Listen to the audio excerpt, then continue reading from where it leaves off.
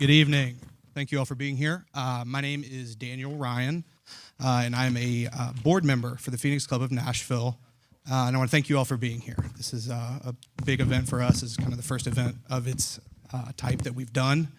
So again, thank you for joining on this. I also want to thank the candidates and their staffs, a couple other people that I wanted to name specifically, Stella Vasna, and the people here at the Owen Graduate School of Management, being very generous with their space. Beautiful, new, great room here. So thank you all for that. To our sponsors, Holland and Knight here in Nashville, Holiday Ventures, so Evan and Chase, thank you for that. Red Spirits and Wine in Bellevue. And yeah, that's it as far as our sponsors. So just to tell you a little bit about Phoenix Club, we are a 100% volunteer-led 501c3, and we have a dual mission. First part of that mission is to help the underserved youth of Middle Tennessee. So we raise money, we put our own funds in, and we find grant opportunities to do that. And you can see there's a couple billboard easels out there that highlight some of our grants from last year.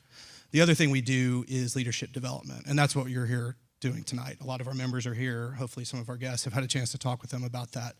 And being involved in the community, especially from a civic engagement level, is a big part of what we're trying to do. So with that being said, I'm going to hand it off to Steve Cavendish and Demetria Kaladimos, and we'll let the show begin. Thank you.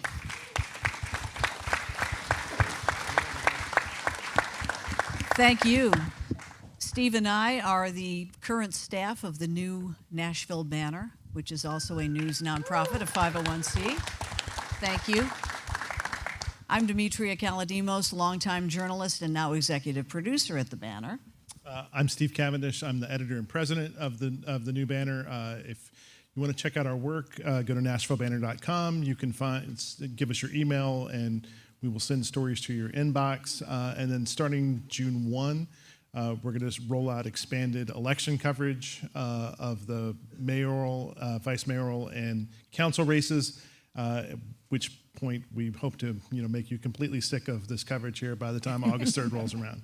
But you'll be so informed. You'll be so informed. So informed. We want to thank the candidates here today. We drew numbers backstage because these guys do this a lot, so we figured we would try to randomize it here a little bit. And so we're going to start with Vivian Woolhoyt. Well, hold on. We should actually introduce the candidates. Vivian is the assessor of property for Metro Nashville. Next to her is Sharon Hurt, council member at large. Next to her is State Senator Heidi Campbell and State Senator Jeff Yarborough. Matt Wilshire, former MDHA executive. Freddie O'Connell, who is a Metro Council member. And former Alliance Bernstein executive Jim Gingrich. Welcome to our candidates. Vivian, we will start with you.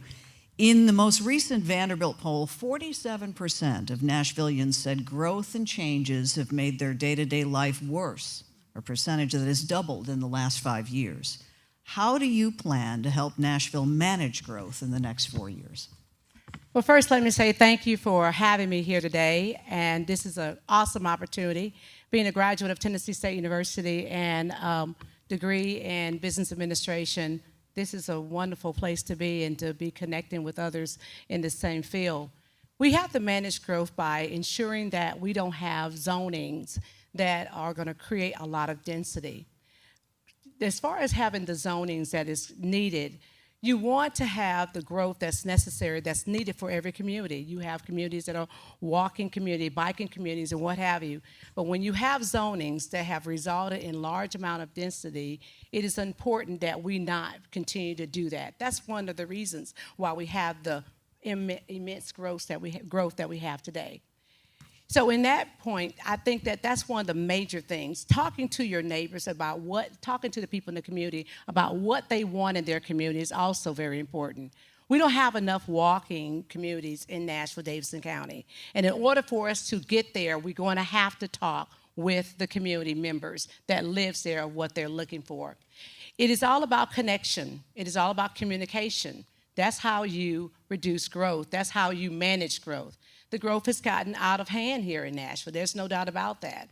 And that is the reason why we have the problems that we have today. In order for us to get back into order in reference to growth, we're going to have like-minded people that are on the Planning Commission that is going to help manage the growth. And as mayor, that is who I'll be pointing to the Planning Commission.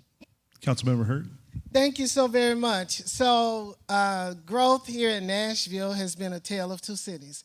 It's been too many people getting the same benefits from all of the wonderful growth and financial benefits. And then you have those that have been forgotten. And my intent is to be a hope and prosperity on every block.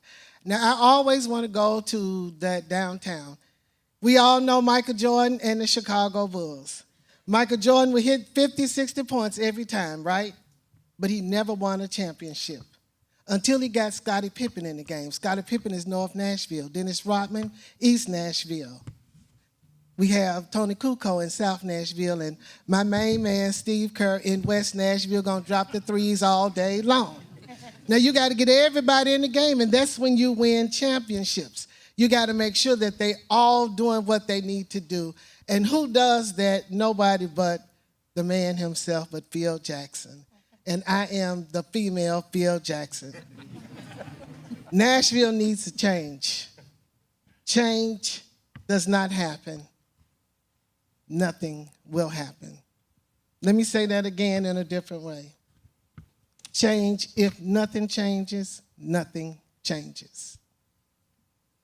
Nothing changes if nothing changes. And I'm the change that this city needs. We need championship rings. Senator Campbell. So first of all, really, really cool to be here because I went to school here, and it was much simpler then. It's very, very nice now. I'm a little jealous, I'll be honest. So growth itself is not necessarily such a bad thing, and there have been some good things about growth, but the theme of my campaign is, are we building a place to visit or a place to live? And that's because I think a lot of Nashvillians feel like it's not been, we haven't been focused on them. So in the future, I think we need to give Nashvillians some love, and giving Nashvillians some love and supporting growth are not mutually exclusive. But, you know, some of the things we've been doing have been benefiting out-of-town developers and corporations to the detriment of the people who live here. And I know we all see that when we're driving around and there are potholes in the road and litter everywhere. And we certainly see that in the inequity in our schools. We're an incredibly red-lined city, and we need to make sure that we are triaging the inequity that we're finding in some of our schools, where you have schools like Glendale in South Nashville that do really well, and then schools like Bordeaux that are really struggling. So I guess we just need to make sure that in the future months we're giving Nashville and people who live here more love while supporting good growth. Senator Yarborough? Thank you, and it's a pleasure to be here tonight, and I think this is a huge question. I'm running for mayor because I think we need to make Nashville work and work for all of us, and part of that is getting a handle on growth.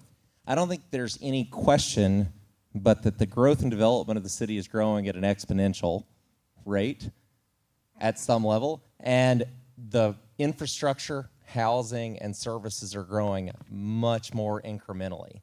And the distance between those two spots is basically the frustration and anxiety that people are feeling all over the city. So finding a house that you can afford in a neighborhood you love shouldn't feel like winning the lottery. And driving to work or dropping your kids off at school shouldn't feel like you're navigating around road closures and dodging potholes constantly. But that's what we've got right now, and it feels like growth is happening to us, not for us. I think you do actually have to take advantage of density where there's demand and infrastructure for it, so that we don't have just constant, people driving until they can afford housing. You need to actually build affordable housing throughout the city so that you're not taxing every roadway as people drive until they can afford a place to live. Then I think we've got to really focus like a laser on what's going on in people's neighborhoods. Because the thing that people mind is that there's no place for them to go for a walk in their part of town. And I think we got to focus on the pedestrian infrastructure and small scale infrastructure like parks and greenways where people live their lives. Matt Wiltshire? Thank you. Thank you, Steve and Demetria, and thank you to all of you guys for being here. There are a lot of things that you could be doing on a Monday evening, and I am grateful that you all are here because you care about the city, and that is really inspirational for me. My answer maybe is going to be a little bit different than some of the rest of these folks. I think you want a city that is growing, not one that is shrinking or dying.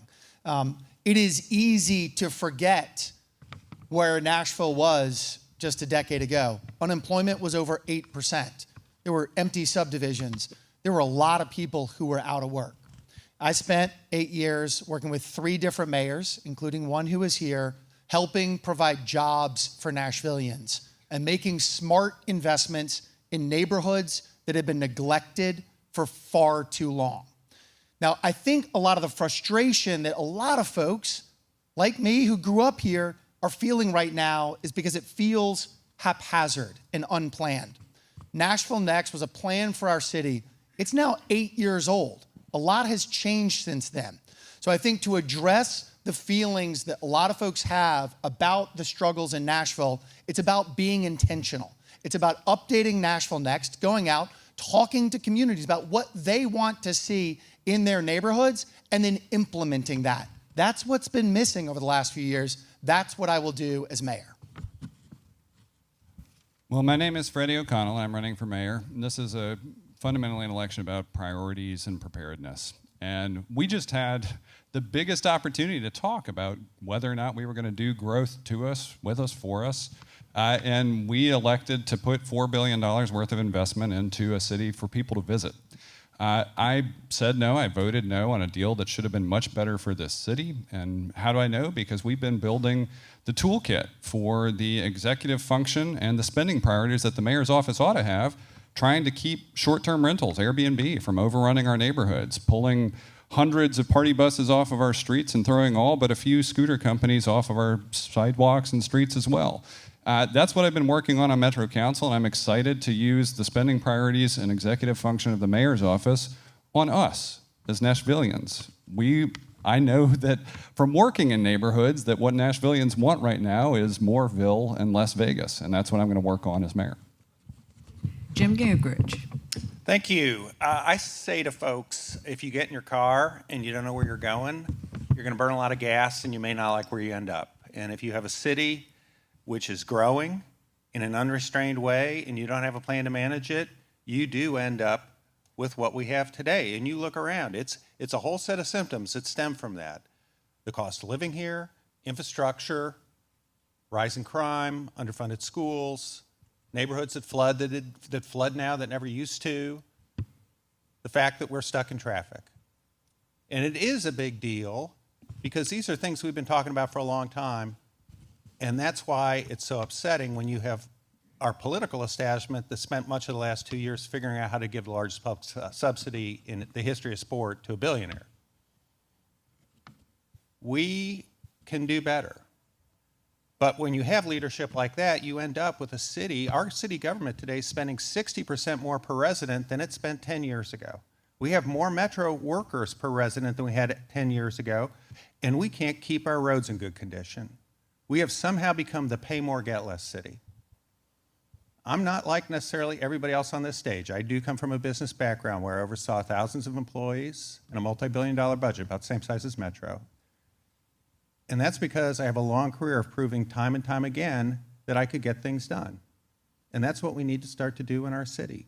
We can grow, but it has to be with a purpose and a plan to benefit the people who live here. Thank you. Our next question is about education. We're going to start with Sharon Hurt. Overwhelmingly, Nashvillians say that they want public education improved. As mayor, though, you'll have limited tools at your disposal. What is something specific that your administration will do to help move the needle on education? The one thing that I will do as mayor is make sure that kids in the first grade are reading at their grade level. As we saw with the TCAP scores today, and as we've known for some years now, that they now are building pipelines to prison. And I want to build pipelines to prosperity. What we've got to do is restore hope on those children, restore hope into their families. We got to address the entire family and the ecosystem with that. There are resources that need to be invested into those kids, and if they don't see those positive things, then they're going to focus more on the negative things. So that's one thing it is that I want to do, and that is going to encompass reading literacy, because in the first formative years, 4, 5, and 6, our kids learn to read. After that is when they read to learn. And if they are not reading to learn, then we know that we have lost them. So I'm going to make sure, starting with early childhood education, but make sure that by the time that they are finished with that first grade, they are going to be reading on their grade level, and they're going to have hope and believe that they will see Jane run. Senator Campbell? So this is one area where scope of perspective is super important. As the mayor of a small city in Nashville, I had Glendale and Overton, both in my city. Glendale's a school that is practically like a private school because you have parents that invest in the school. And Overton's a school that's very challenged, where we have a lot of immigrant populations and people that are really struggling financially. And then to have the perspective as a state senator of seeing what just happened when we went from the BEP, which was a formula nobody could seem to explain, to TISA, which is a formula that did really horribly for Nashville. The fact of the matter is we do not fully fund public education in this state. And so in Nashville, which is an incredibly red-line city, the way this manifests is that we have winners and losers. And the way to triage that inequity for a state that's not going to be funding public education anytime soon is with community school organizers. Community school organizers are single individuals that are hired for a school to build services around that school from the community through churches, nonprofits, businesses, and find the support specifically for that school that are necessary so that that school can achieve more success and compete with these other schools so that we can actually make sure that we're taking care of all of our schools in Nashville. So I support community school organizers, and that's something that my administration will do right away. Senator Yerper? Let's be clear, providing a top-notch education for my first grade daughter and 8th grade son is the most important thing Nashville does for my family, and I think that's true for a lot of families. If we don't get public education right, it is something that is going to be a huge deficit for our city going forward, and I think everybody gets that. The mayor can't micromanage education, but I do think there are a few critical things the mayor has to do. Right now, we are facing, not just in Nashville, but across Tennessee and the country, a teacher shortage, which makes sense if you think about it here. We actually pay teachers better than anybody else in the state in Nashville, but this is a state that chronically underfunds education, and this is a city with an affordable housing problem where teachers still make below median. The mayor needs to be a full partner with the school system in the terms of recruiting, retention, and of our teaching corps, because you can't invest in public education if you're not investing in public educators. I also think that you've got to really think about what the mayor can do from the beginning, from prenatal, if you will, through to before kindergarten, and then at the end. So we should really be thinking about how do we get more of our children ready for kindergarten when they start. That means higher quality pre-care, pre-K, child care, and those types of things. But then we should be much more effective on the back end of transitioning from high school to our community colleges, four-year colleges, and ultimately to the workforce. So I'm a graduate of Metro Nashville Public Schools. Born and raised here. Went to Aiken, where Freddie also went. Go Aiken Eagles. And my wife, Christy, and I have 6 kids between us. Please pray for us on that. Each one of the 5 older kids has gone to Metro Nashville Public Schools for at least part of their education, and our youngest will start kindergarten.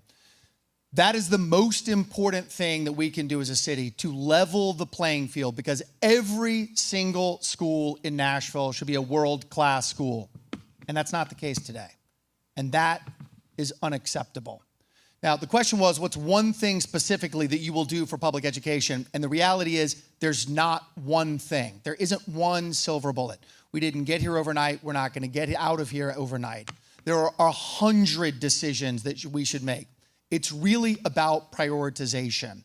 Let me also say that as mayor, I accept full responsibility for the performance of our public school system. It is not okay to say, well, there's a school board over there, and so I can't really do anything about it.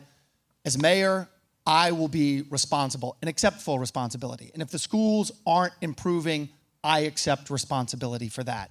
That is what a leader does, takes responsibility. There are a bunch of things we can do, but the first thing to do is to say we are asking our teachers to do an impossible task, and that is solve all of society's problems without providing them the resources to teach in the classroom and for kids to learn. It's a long, complex answer. Please go to my website to see some of the many things that we need to do to improve our public education system in Nashville.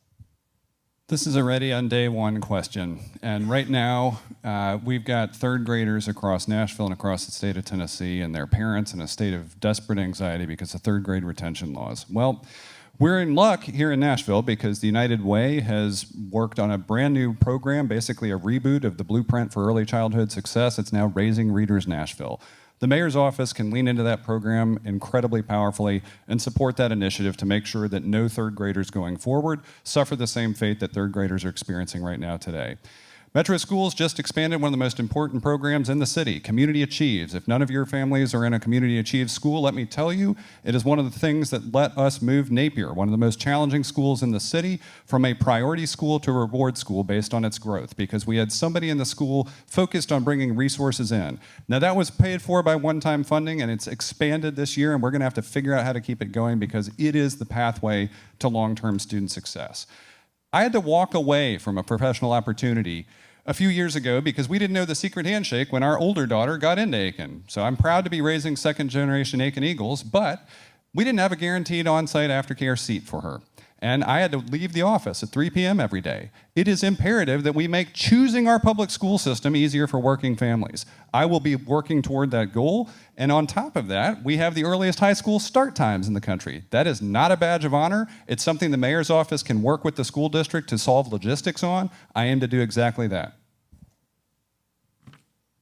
So my mom never went to college. Her dad was sheet metal worker. They couldn't afford it. My dad was raised by a single mom, passed away while he's still in high school, and through a miracle, he did get to college, worked his way through. Together, they built a better life than their parents.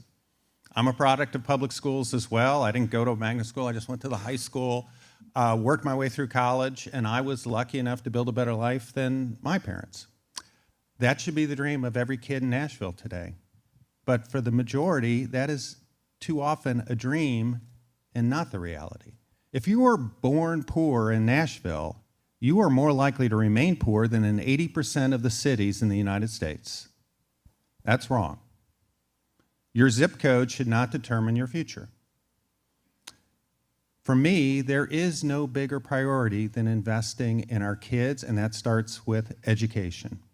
I agree with Matt. The mayor cannot not accept responsibility for the performance of our school system. It is just too important.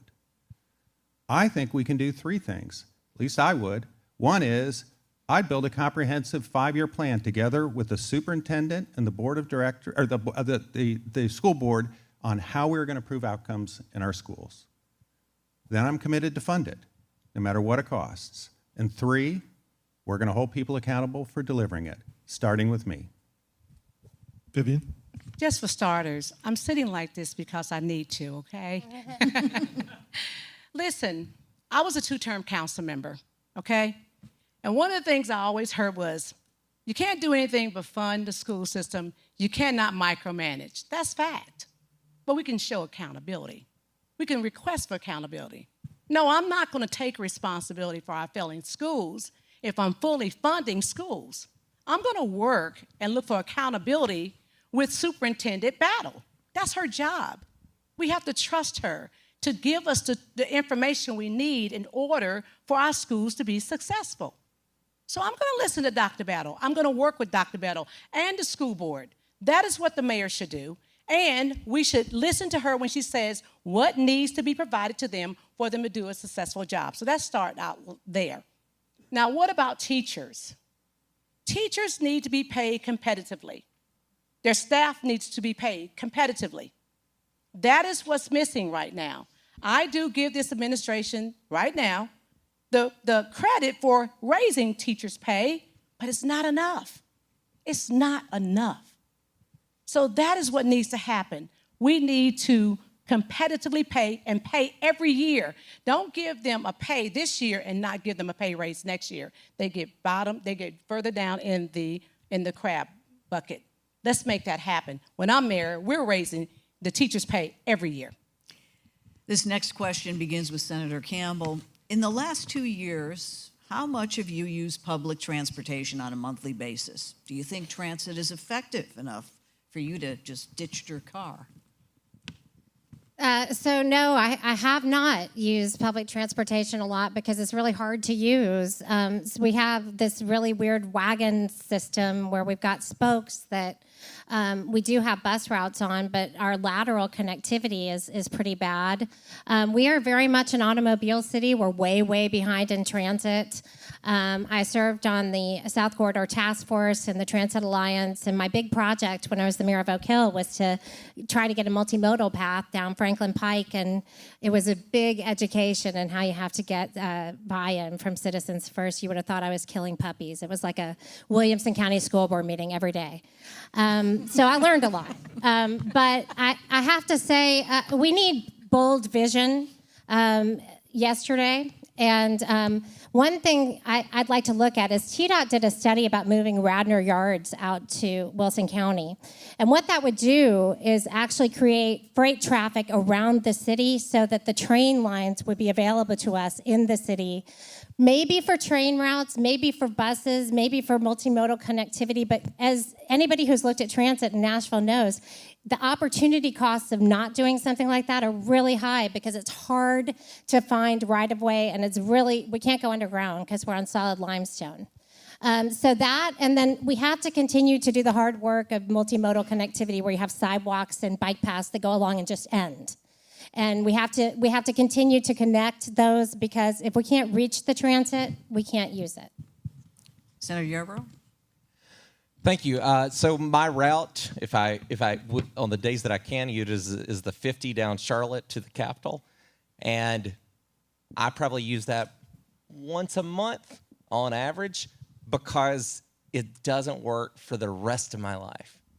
I mean, I think we have a system that is designed for commuting back and forth, but we don't have one that works for dropping kids off at school that really accommodates enough of life. And I think that we've got to really step up here. We are one of the only cities in the country that doesn't have an actual built-out transit system. I think we're one of 3 that doesn't have dedicated funding of our size. And we are about 30 years behind here. Now, I think we need to commit there, but probably the most important thing when it comes to transit is we got to stop having a new vision of transit every time we elect a new mayor. You don't build transit on 4-year timelines or even 8-year timelines. You need to be thinking much more on decades and 2-decade timelines in thinking through how we're going to do these things. That doesn't mean that there's not urgent work for the next mayor to do.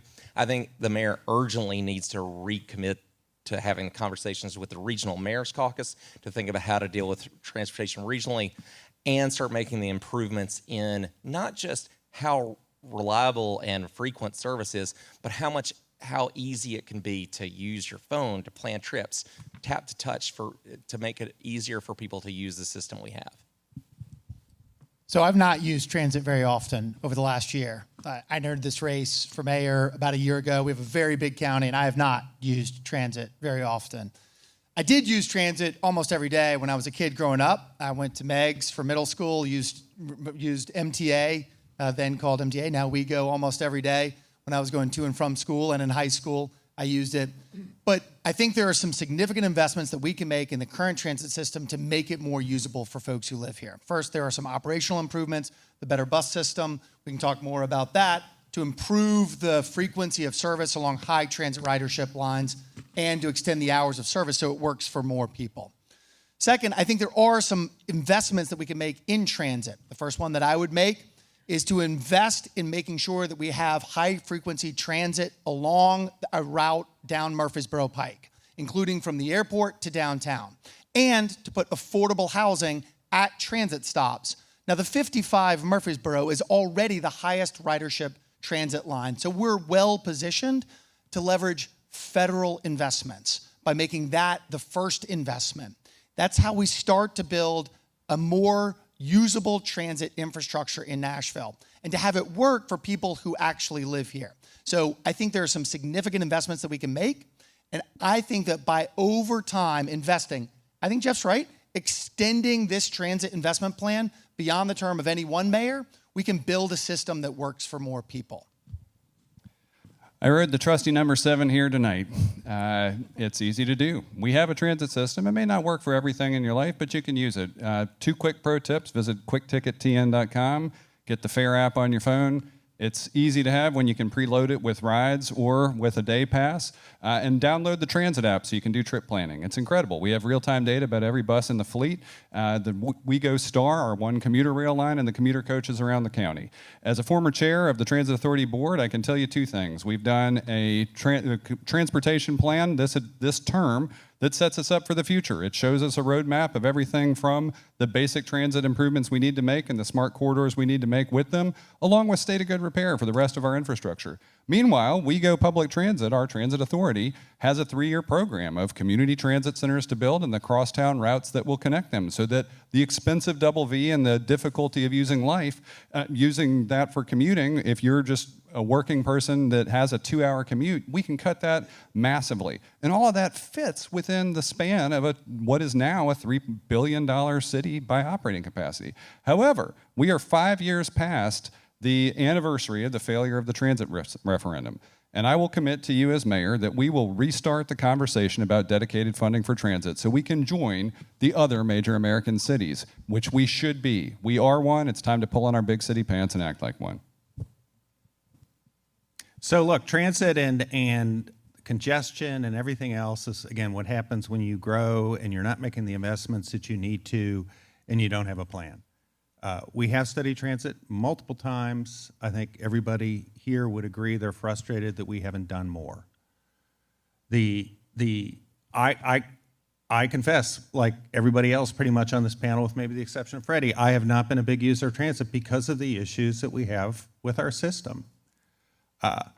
There are very basic things that we could start to do right now, whether or not that is get our traffic lights timed properly, keep our roads in good condition, increase the frequency of bus service, high volume routes, as Matt said. These are all things that we can do quickly.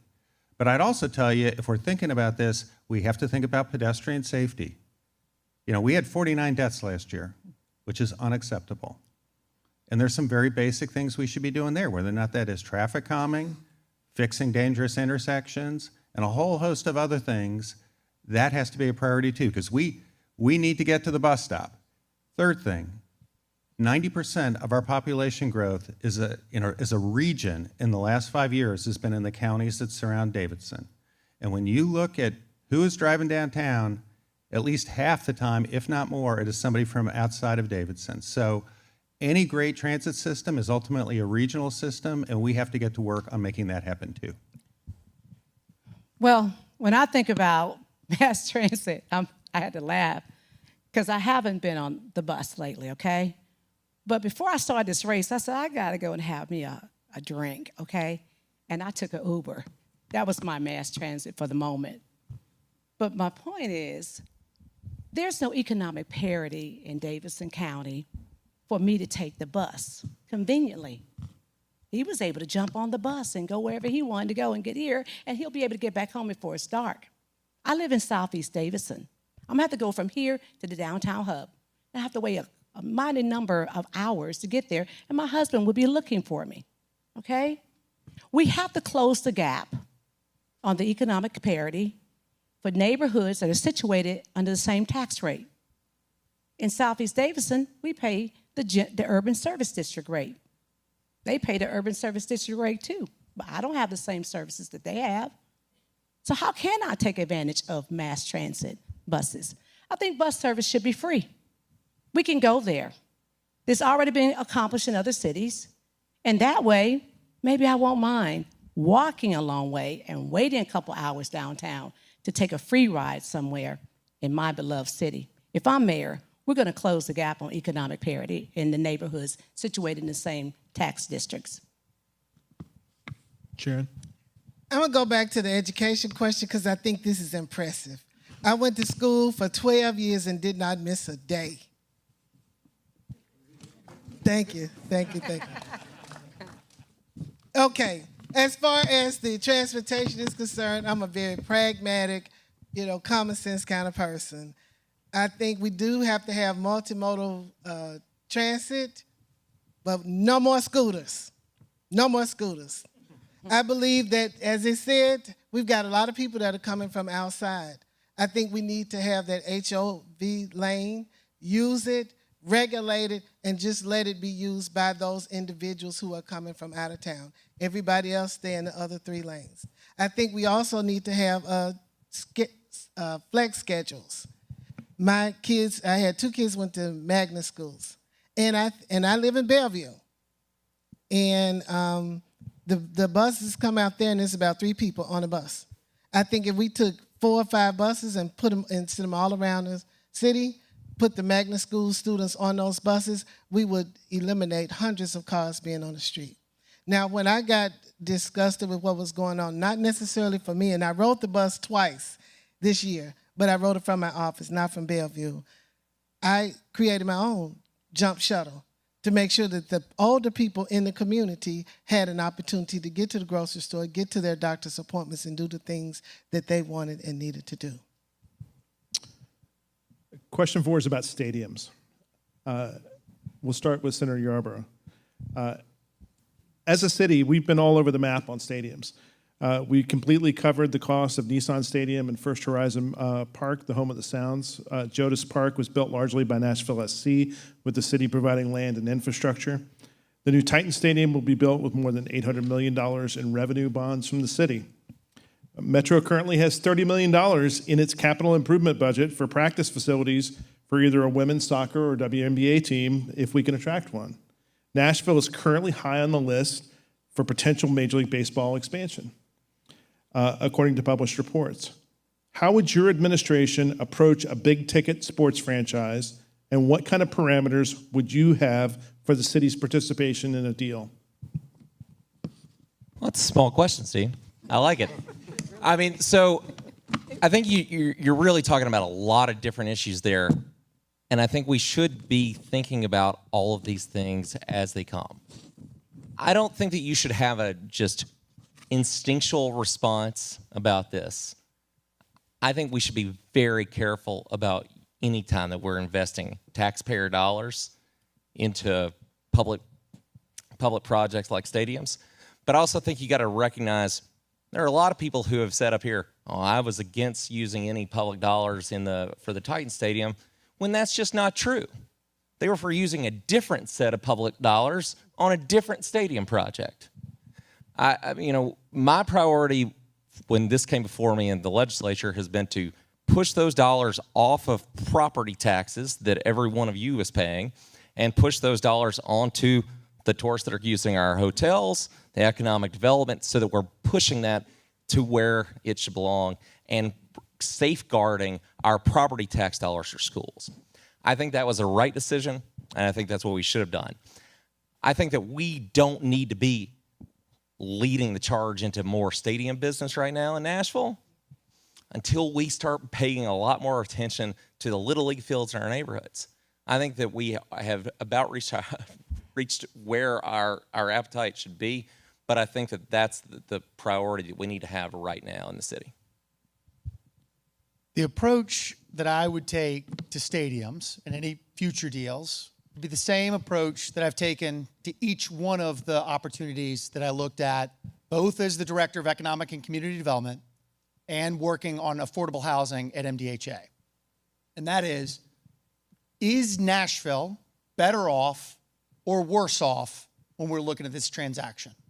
That's how we should approach everything, quite honestly, from education to affordable housing, and it's certainly true on stadium deals. Now, specifically on a couple of deals that have come before us, I think that sticking to your word and being a person of your word, being a city of your word, is one of the most important things. If people can't trust you, if you go back and forth and waffle, then you're never going to get anything done. So being a person of your word, being a city of your word is incredibly important. Second, is Nashville better off or worse off after we're looking at this? We need to make sure that the city is better off. The taxpayers of Nashville are better off. The citizens of Nashville are better off after each opportunity that we look at as a city. That's what I have done. That's what I will do. And that's what all of us should expect. It takes a leader to step up and make tough decisions. I have done that. I've got a track record. We should look at what each of us has done over the time in office and what we're committing to do as a city going forward. Is Nashville better off or are Nashvillians better off? So we just executed the largest deal in the history of the city. And the state did have a role in negotiating it and contributed $500 million, which is still our money. We're Tennesseans. And the state used it to justify further erosion of our local control by taking 6 out of the 13 seats on our sports authority. Now, the sports authority is still charged with issuing bonds in all of our names. And this wasn't just some stadium deal, right? The Predators, to Steve's point, as he asked the question, negotiated a deal with the city that took taxpayers completely off the hook. Property taxpayers are completely protected there. The present and future condition of that stadium is negotiated already. Geodis Park, we not only did a deal that protected taxpayers and Metro Council got to participate in it, it was collaborative. The community, independently of any government entity, went out and negotiated its own deal so that wages, labor agreements, and childcare and affordable housing were all a part of that. And then we came back around and got some more concessions on infrastructure costs. Where we are with the Titan Stadium is we had $400 million waiting in existing revenue sources to cover the terms of that deal. And now we're on the hook for $500 to $700 million more in infrastructure on the East Bank. So what we got to be thinking about is not just the stadiums, but the side effects. And so now the East Bank has a vision plan. And we're only going to know if that deal was successful if the people who are working in the stadium can afford to live on the public land that is right there. That's the problem we're going to have going forward. So I'm kind of a believer in common sense, which is why last July I wrote a letter to council explaining my concerns with the terms of this deal. Not that I'm opposed to a new stadium, but the terms of the deal made no sense to me. And I also wrote an op-ed in the Tennessee at the same time. Cost me a lot of friends. But look, it's common sense. I mean, Nashville of 2023 is not Nashville of 1996. We are enthusiastically supporting 4 professional sports teams. We're at the top of the list for Major League Baseball. We are a growing, vibrant city with a robust tourist industry. That is not where we were in 1996, but we negotiated a 1996 deal. The idea that the city as strong as Nashville would be providing the largest public subsidy to an NFL owner in the history of sport, and not just by a little, by a lot, and be on the hook for ongoing maintenance and ongoing upgrades, that is all part of the deal. Now, to me, it's done. But I think it says a lot about who's in this field. The folks that supported it versus some of us who did not. Because it says something about your fiscal responsibility. It says something about where your priorities are. Because we all know we have a ton of priorities that have to do with the quality of life in this city. Vivian? Well, this is going to get back to my husband because he loves baseball. But I'm going to be absolute no on it. Why? Because we have to take care of our neighborhoods. We've done all that we have done so far to create football and basketball and so many other sports entertainment. And I'm all about that. Don't get me wrong. But we have to change our priorities to help our neighborhoods. I just talked about economic parity. It's going to take money for that. We talked about affordable housing, but people want to be able to live in Nashville. It's going to take public-private partnerships for that, but it's going to still take money. And I would invest in affordable housing in a big way. We cannot keep pushing and giving all of these incentives like that to people who really don't need it. But We can't give incentives if you're going to give us something in exchange. And it's going to have to benefit Nashville.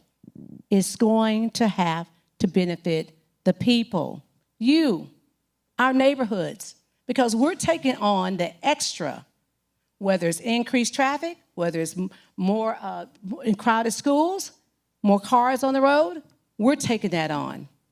And we have to be able to say no sometimes, even when it looks real good. We'll get that chance again. We're Nashville. They want to be here. Trust me. Thank you. Well, I think having the stadium brings revenue because I passed an amendment, 25%, to go to small minority and women-owned businesses. And that means on that $4 billion, $625 million coming back to the community to do the things that the community wants done.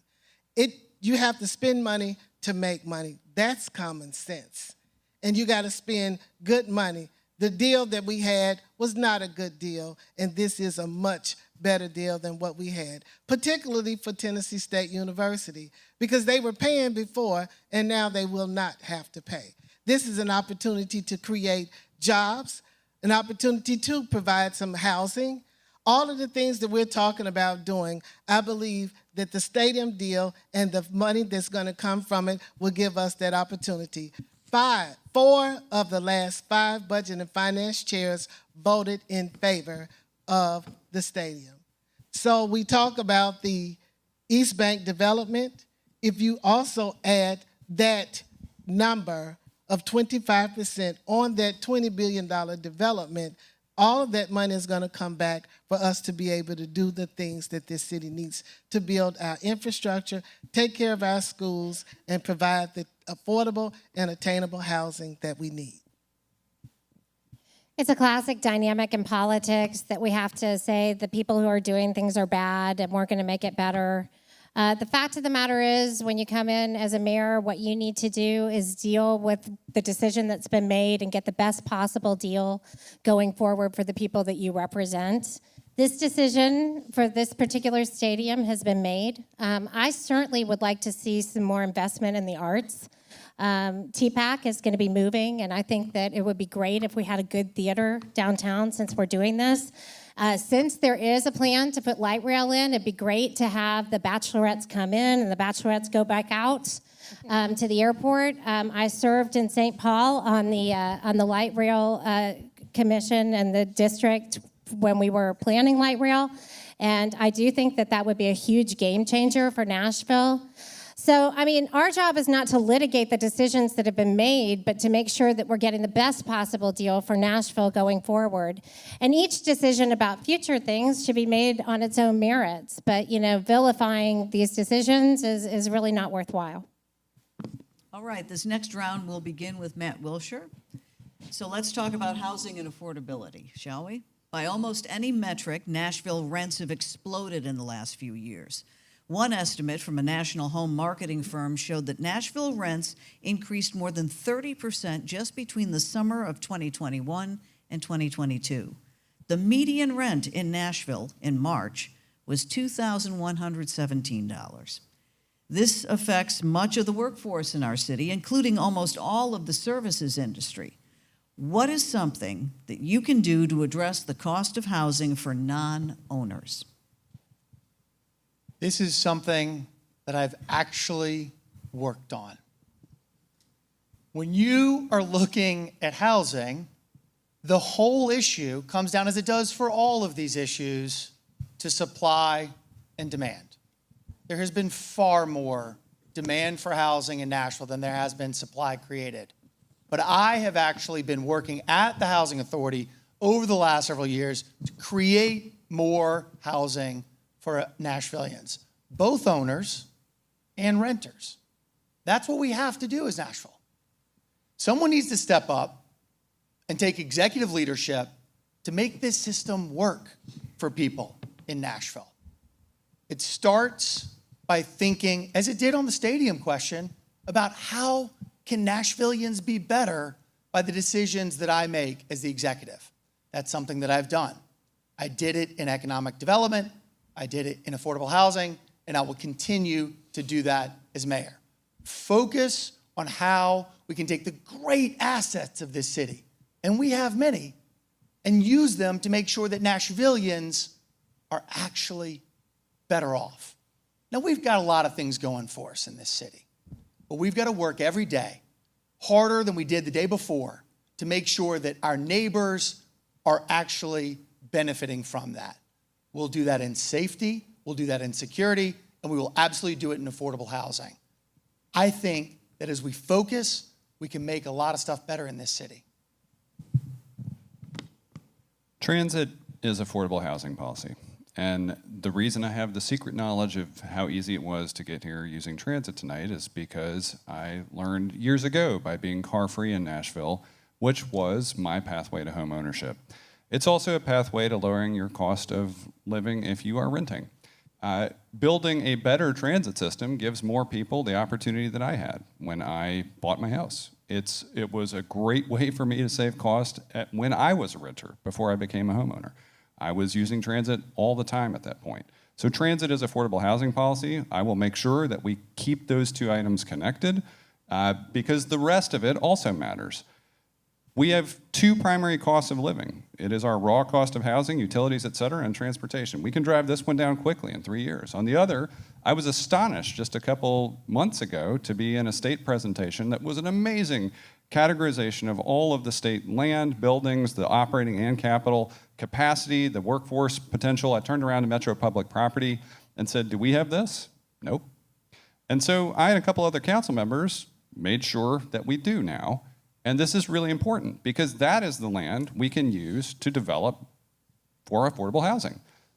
This is the first budget, the one we're about to vote on and that the mayor that you elect will preside over, that will have $30 million in it for the Barnes Housing Trust Fund, that what our Affordable Housing Task Force report recommended for several years in a row. But that's not recurring. That's going to require a mayoral commitment. That is a commitment that I will make as mayor. So I think what frustrates so many of us on affordable housing is that this issue isn't new. We've been talking about it for at least a decade. If you go back and watch the 2015 mayoral debate, they were talking about it, as Mayor Berry could tell you. And we've done multiple studies. They're in 3-ring binders, they're on the shelf, they're gathering dust, and yet our teachers, our firefighters, our police officers, the folks that serve the city can't afford to live in the city they serve, which is just completely unjust. The issue has now been kicked so far down the road that we literally need tens of thousands of units of housing.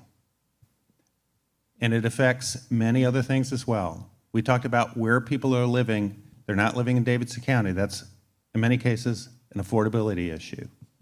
If you look at how kids do in school, oftentimes it's the kid who's changing schools that is struggling. And 9 times out of 10, that has to do with a lease that comes up and the family has to move. This is an important issue. We can do 3 things. We do need to properly fund the Barnes Fund to turbocharge our nonprofit sector. We do need to think seriously about land use. It's 2,248 properties.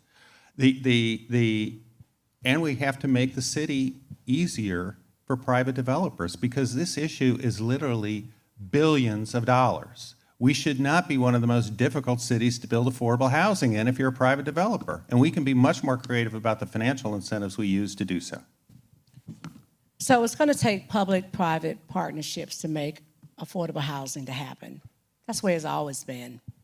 I mean, local government has never been the builder of these, whether it be affordable housing or whether it be a workforce housing or what have you. It's always been public and private partnerships that has made that happen. And we can continue to do that. So yes, like my other colleagues, I would continue to invest in the Barnes Fund, no doubt. But I also would like to see us use some of the more than 200 parcels here in Davidson County that's vacant to allow for the public-private partnerships to happen. We can do that. We have the land, and you have the other resources that will help us out. And then finally, when we want to talk about the public-private partnership, we would put the connection, we would put some type of, I guess you would say criteria in reference to how they're going to make get them affordable rental units, but we also want to give people home ownership. We don't want to be in New York and have a whole lot of rental properties and there's no home ownership. We all know that when you own a home, you have a vested interest in your community. So we want to create that mixed type of housing for the people who want to stay here and who are trying to stay here. And if you vote for Vivian Wilhoit, Vivian for mayor, Aunt Vivian, why not that? We can make that happen. So I think that it is very important for us to utilize the land that we already have. We need to create housing, and we need to preserve housing, especially with our legacy residents. With the jump shuttle, we found that social isolation was the biggest problem. I also served as Director of Admissions and Records at Mayoral Medical College, and many of those students needed a place to stay. We know that Tennessee State had students that needed a place to stay. I think we need to have some partnership with some of our local residents and provide them with some responsible graduate students that will have some affordable renting that they could use, as well as help those families supplement their funds and their income. We are neighbors to neighbor. I think we could utilize that. I think that there also need to be with developers. We're going to have to ask the developers, when you want to build out, give those people who own the land, instead of just buying it, give them a place to stay and let them become part owners of the development. So everybody wins. Again, we have a tale of two cities, and a rising tide lifts all boats. So if you give them that opportunity to continue to stay as well as benefit financially, I think it makes it a better place for us all. I was talking to a hotelier the other day who was saying that business is great, but they can't afford to keep the rooms clean because the staff that would clean the rooms can't afford to live here. So before I came to Owen, I was in the music business. I was in a band, so cliche. I grew up in Nashville. I was in a band, a singer-songwriter. And a lot of my buddies who are in the music business can't afford to live here anymore. They're getting priced out of Nashville. And then, of course, we have a very sadly rising unhoused population. This is really an indicator of a bigger problem that is really that we're just not taking care of Nashvillians. And I agree with a lot of the ideas here. Barnes Fund, certainly. There's an interesting article in the Washington Post today about people actually using their garages and houses, properties to actually offer housing themselves.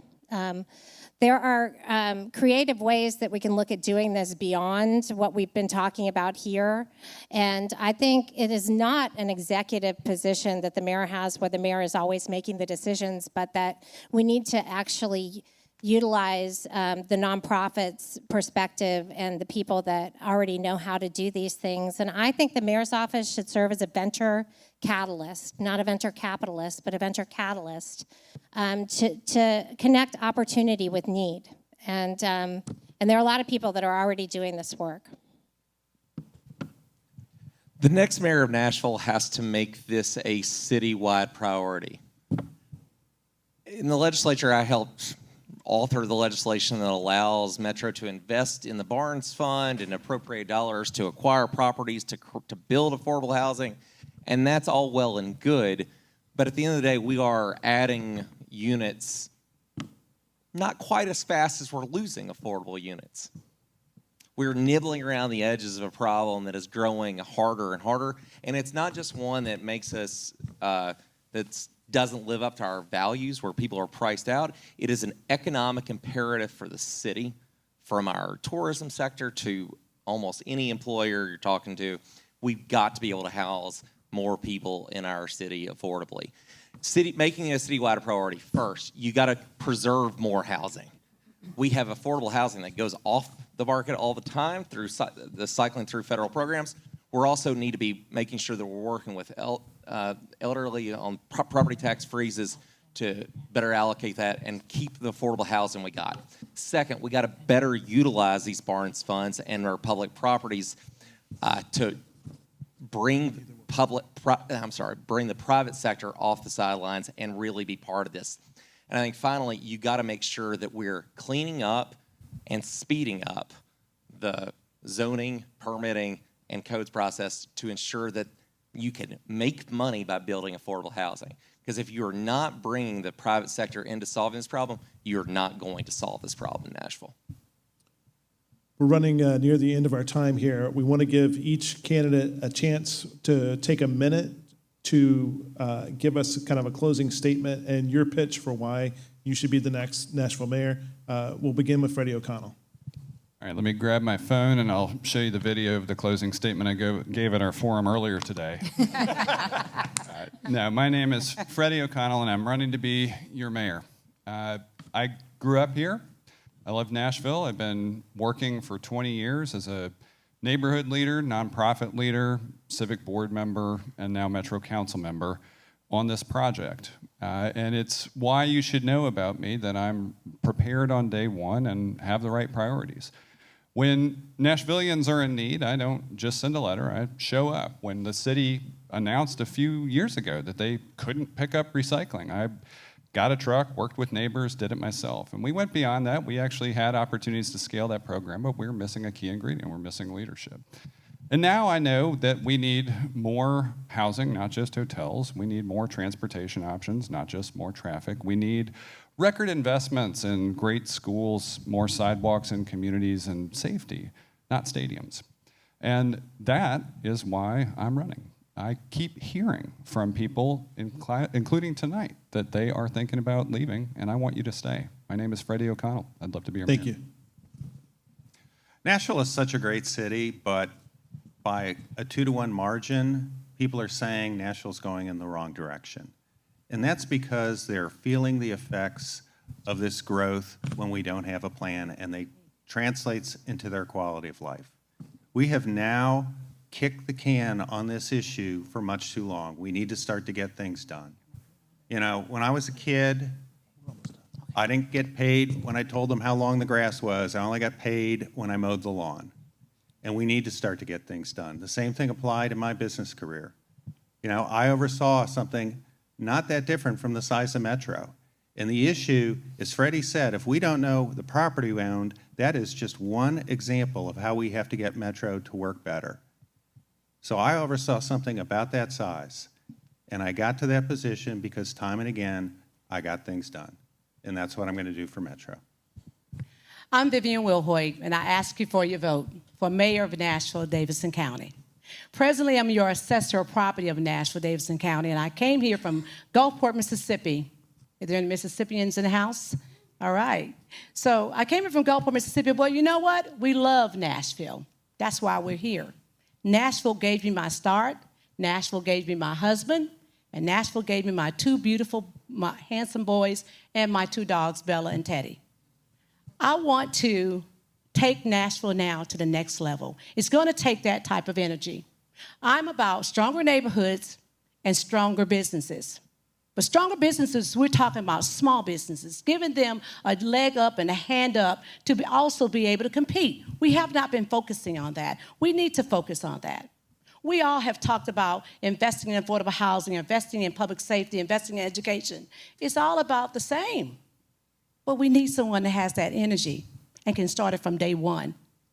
I am over the office, and my office will tell you, I have come in and changed the culture. Let's change the culture of Nashville, make it better. Thank you. Vivian Wilhoit for mayor. I'm Vivian. I'm Sharon Hurt. I am a results-oriented and action-driven, proven leader.